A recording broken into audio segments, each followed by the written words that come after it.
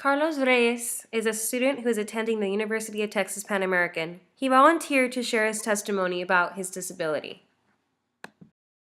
When I was born 2 months premature. I weighed 6 pounds 6 ounces, but a lot of that was cerebral spinal fluid. So I ended up weighing 3 pounds 2 ounces when they took everything out. And the doctor told my mother that I would either be a vegetable or I would die at birth. Hydrocephalus is the accumulation of cerebral spinal fluid. So basically what happens is your brain, I think, has ventricles. And it produces cerebral spinal fluid naturally. Everybody has it. But what happened to me though was the tube that drains it out wasn't, I think, working properly. So what they did was they opened up my head and they placed what is called a shunt, a plastic tube that's connected from your head to your abdomen, and you're supposed to regulate the cerebral spinal fluid.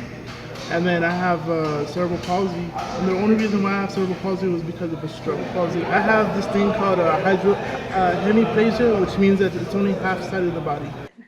Carlos has gone through many different therapies due to the challenges he faces because of his disability. Would these challenges be harder if he went through this later in life? I received occupational therapy, and I also received occupational and physical therapy. Okay, in occupational therapy, it taught me how to dress myself properly with one hand and everything. So I did all that, and then physical therapy was the motor skills and the therapy for the arm and stuff, because I believe that people who may not have acquired a disability, they like I said, they have to adapt versus somebody who acquires a disability. That they've lived their life, quote unquote, normal, and then they're having to adapt at a later stage in life, and they're not able to. They get frustrated. They're not used to it, stuff like that. So I believe it's more frustration rather than adaptation. Many people with disabilities have had the experience of being bullied. Some people don't know how to express their curiosity.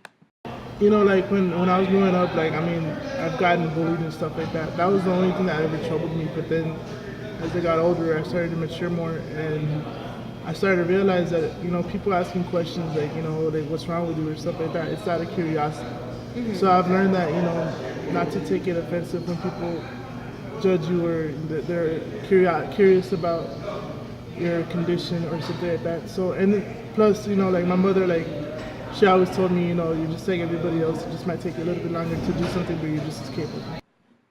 Carlos has a great support system, which everyone needs in their life, especially those who have a disability. Because he has a great support system, it has helped him understand that others need one just as well. Well, I have a cousin she was born without an arm, and I know it's not the same thing that I have, but she came in crying on the bus one day, and I just told her, I was like, listen, kids are going to be jerks from grade school all the way to high school. And I want to let you know that, if you stick with it and you just stay positive, that when you go to college, people mature and they see you for who you are and not what you have, So, I just told her that, as you grow older, if you ever feel, discouraged or whatever, you can always come to me because I'm somebody you can relate to.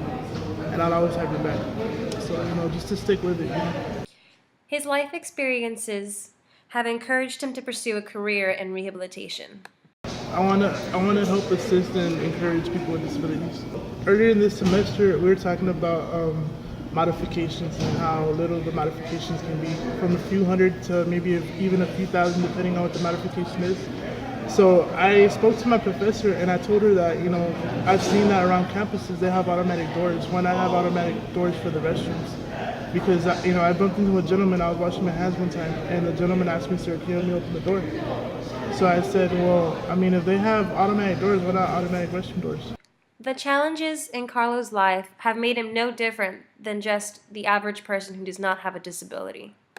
Actually, I drive. I can't use my right foot very well. So what they did was they gave me a left pedal. So I push with the left foot, and it actually hits the right pedal. So yeah, and then I have like a little knob on the steering wheel, so I could just steer in one hand. So that's how I get around. Well, throw in a word first. Throw in a word so I can start. Throw in a word, like anybody throw me a word. Yeah. Words. Words, man, I've never heard it. I'm trying to keep this vibe, not trying to sound perverted, man, you heard it. It's so absurd and abstracted. I try to do this stuff and try to connect with the people like a magnet. I'm so adapted. I try to keep it, man, relaxing. I'm rolling over here trying to be driving while I'm waxing. All over the wheel, all over the seal, you know what I mean, man, I got the grill. So let me just tell you right now, I'm killing people with the skill that God gave me. I'm so blessed, never stressed. Show you what I'm doing, represent from the 956. Yeah, you know what they call the Mad Valley. Everybody wishing I could rap it down like Cali, but wait a minute. I'm over here trying to be chill, so let me try to mesmerize my whole crowd with my skill. I try to tell you, I try to be this non-ever failure, but